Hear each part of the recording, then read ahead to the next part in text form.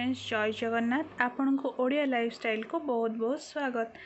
आज टॉपिक होमें केमिति घरे बसी आम नेचुरल उपाय नेचुरल इंग्रेडिएंट्स द्वारा आम स्किन को लाइटनिंग आउ स्मूथ बन पारिबा। तो चलते फ्रेंड डेरी करवानी वीडियोटी को स्टार्ट करवा। वीडियोटी को स्टार्ट करने पूर्व मुझे आपको गोटे कथा कहवाई चाहूँगी, आपण प्लीज चैनल टी को सब्सक्राइब करेंगे, लाइक करेंगे और कमेंट निश्चय जानवे कि आपण को वीडियोटी केमिति लगिला आउ आपण ओडिया लाइफस्टाइल विषय कौन आग को वीडियो देखापी चाहते निश्चय जनइबे। तो चलते फ्रेंड वीडियोटी को स्टार्ट करवा।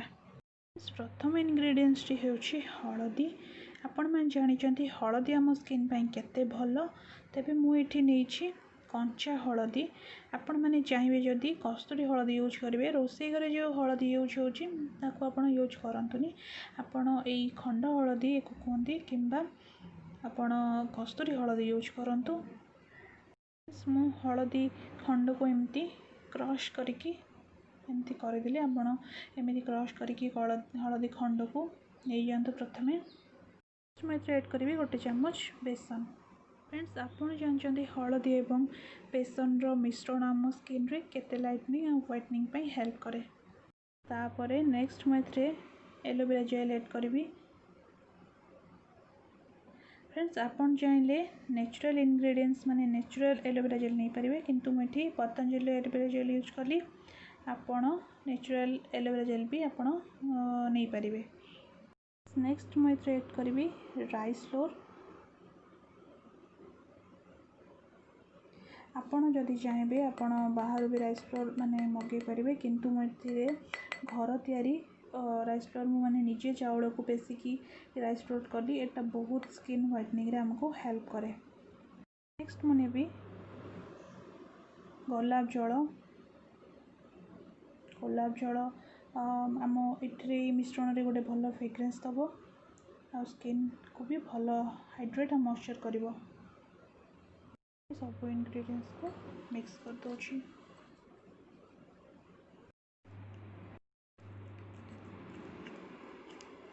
फ्रेंड्स मैं भल भाव में मिक्स करदेली। आपड़ या पानी भी ऐड करें पेस्ट को भल गाढ़ा करने।